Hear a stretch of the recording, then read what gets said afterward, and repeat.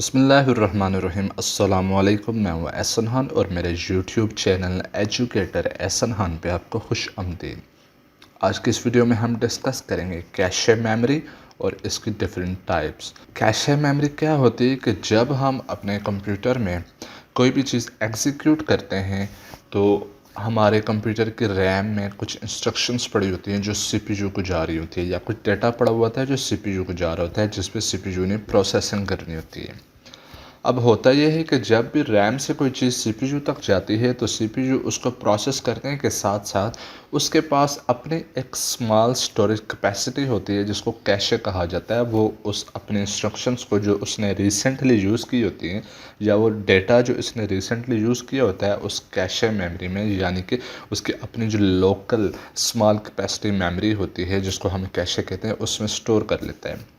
उसका फ़ायदा ये होता है कि फ़र्स्ट टाइम जब सीपीयू ने रैम से एक चीज़ फैच की और उसको एग्जीक्यूट किया तो नेक्स्ट टाइम वही चीज़ जब सीपीयू को रिक्वायर्ड होगी तो रैम के पास जाने के बजाय सबसे पहले सीपीयू चेक करेगा कि वो उसके अपने पास यानी कि कैशे में वो चीज़ अवेलेबल है या नहीं।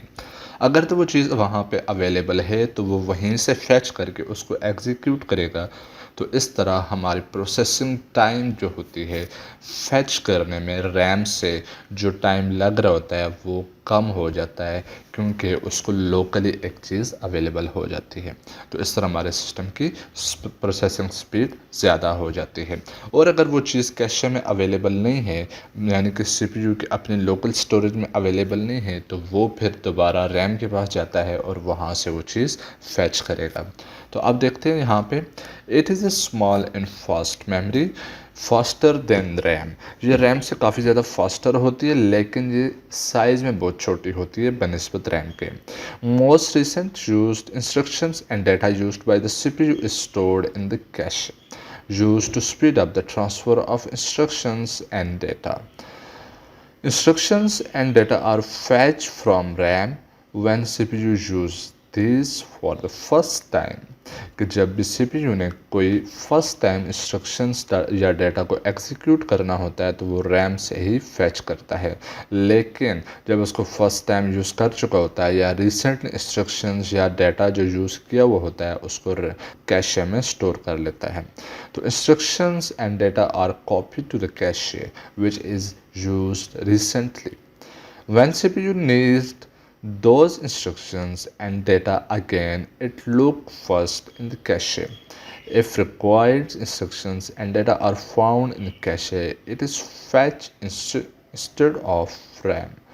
कि रैम के पास जाने के बजाय वो सबसे पहले कैशे को ही चेक करता है और वहाँ से अगर वो रिक्वायर्ड डेटा अवेलेबल हो जाता है तो फिर उसको रैम के पास जाने की ज़रूरत नहीं पड़ती, क्योंकि रैम सीपीयू के थोड़े फासले पे होती है, यानी कि उसको डेटा फैच करने में थोड़ा टाइम लगता है। लेकिन जो कैशे होती है वो सीपीयू की मोस्ट रिसेंट या मोस्ट क्लोजेस्ट मेमोरी है।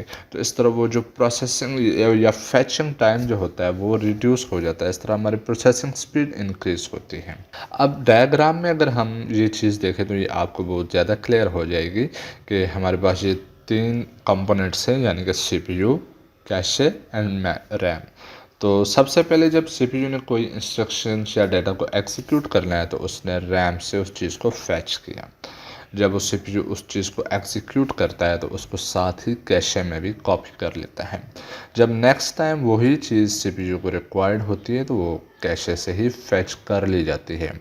लेकिन अगर इन केस कैशे से कोई चीज़ अवेलेबल नहीं हो पाती तो फिर दोबारा सीपीयू रैम से ही फैच कर लेता है। तो ये इस तरह से एक सर्कल चलता है।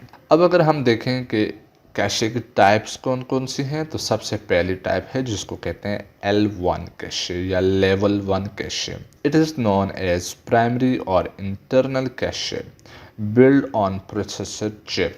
ये प्रोसेसर चिप के साथ ही या उसके ऊपर ही बिल्डअप हुई होती है और इसकी जो कैपेसिटी है वो 4 KB से लेके 128 KB तक होती है।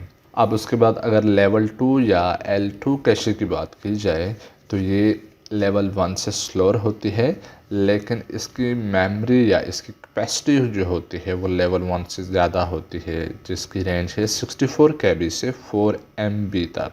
और जितने भी हमारे न्यू प्रोसेसर जो एडवांस ट्रांसफ़र रेट को यूज़ करते हैं तो वो लेवल 2 कैशे ही यूज़ करते हैं। और इसका जो कॉमन साइज़ जो यूज़ किया जाता है वो 256 KB है, लेकिन इसमें 4 MB तक अवेलेबिलिटी है।